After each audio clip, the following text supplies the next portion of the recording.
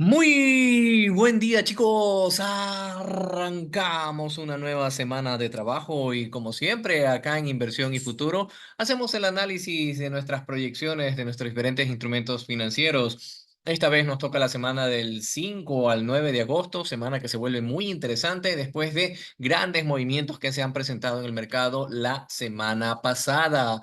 Empezamos revisando lo primero que hay que revisar siempre son las noticias. Esta vez vemos que noticias tenemos el día lunes 5 de agosto a las 8:45 con el PMI de servicios y luego 9 de la mañana con el PMI no manufacturero.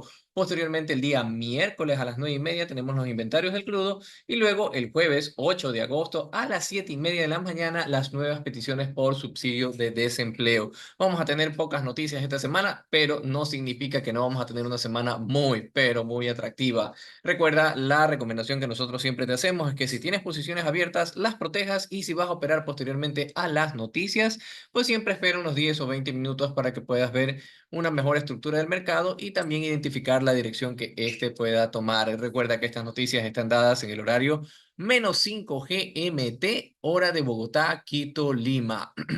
Pasamos a revisar inmediatamente los gráficos y vemos el índice de volatilidad que está, señores. Volvemos a la volatilidad. Después de la presentación de resultados, después de las ventas agresivas, vemos algunas compañías que han caído en su valorización de mercado. Nos damos cuenta de que el índice de volatilidad se disparó la semana pasada desde los 17,65 y esta semana arranca en vemos que empezó a los 30 puntos y luego lo vemos en los 23,38, que ya el hecho de que esté por encima de 20 puntos nos debe poner muy, pero muy atentos al mercado, porque muy probablemente con las noticias vamos a tener fuertes sacudidas y movimientos mucho más extensos en nuestros diferentes instrumentos. Así que atentos, chicos, pasamos a revisar el futuro del S&P 500, que ya después de haber venido de un movimiento alcista, parece que se le acaba la gasolina. Aquí tenemos la extensión, retroceso, extensión y el último impulso que lo hizo hasta el 17 de julio. Y a partir de ahí vemos un claro movimiento bajista, el cual viene rompiendo varios niveles de soporte. Vemos que ahora actualmente el instrumento arrancó por debajo de los 5.377 y actualmente se encuentra en los 5.311 puntos, es decir, se encuentra entre esta zona de máximos en los 3.577 y los 5.195, 5.200 puntos, con un nivel que habíamos hablado la semana pasada, que de darse esta ruptura, pues muy probablemente el precio vendría a buscar los 5.200 puntos. Ahora, tal como está en este momento, puede ser que haga un retroceso alcista, como el que vimos la semana pasada, trabaje tal vez incluso hasta por encima del nivel de los 5.377 y el precio posteriormente haga un movimiento a la baja si decide mantenerse en ese nivel. También la probabilidad de que haga un movimiento alcista mucho más alto, buscando máximos anteriores, pues también existe esa probabilidad siempre y cuando el precio trabaje por encima de los 5.377 puntos y se sostenga por encima de ese nivel, pues ahí existe la posibilidad de que haga un movimiento o un retroceso alcista. Caso contrario, lo que veríamos es un pequeño retroceso y continuación del movimiento alcista hasta los 5.200 puntos. Ya a partir de aquí, pues debemos estar muy atentos a ver si continúa cayendo, donde de darse ese escenario que rompa por debajo de los 5.200 puntos, pues muy probablemente va a venir a buscar los 4.900. ¿Eso qué quiere decir? Que muchas de las acciones de que se está dando la rotación en el mercado de acciones, especialmente de las 500 acciones más grandes, vemos que ha salido dinero, mucha gente ha vendido en máximos históricos, en especial las acciones que han tenido mucha mayor valorización, y vemos que ese dinero probablemente busque acciones mucho más económicas en otro tipo de escenarios. ¿Sí? Igual las acciones que tienen mayor probabilidad de subir son las tecnológicas, pero debemos estar atentos a otras oportunidades que se nos puedan presentar en el mercado de acciones, chicos. Pasamos a revisar inmediatamente el crudo, que viene dando un movimiento bajista ya desde que llegó a su máximo anterior en los 84,49, 84,50.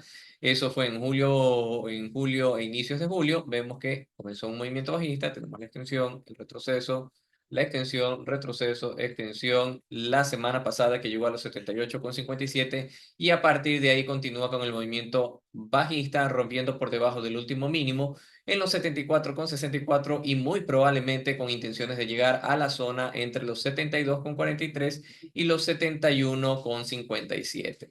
Ahorita en este momento pues vemos que hace un pequeño retroceso a los 74,64 y de ahí potencialmente busque la zona de mínimos. Caso contrario, si el precio busca ser alcista, debería trabajar por encima de este nivel de 74,64 y sostenerse encima de él y de darse ese escenario, podría buscar otra vez el máximo en los 78,54.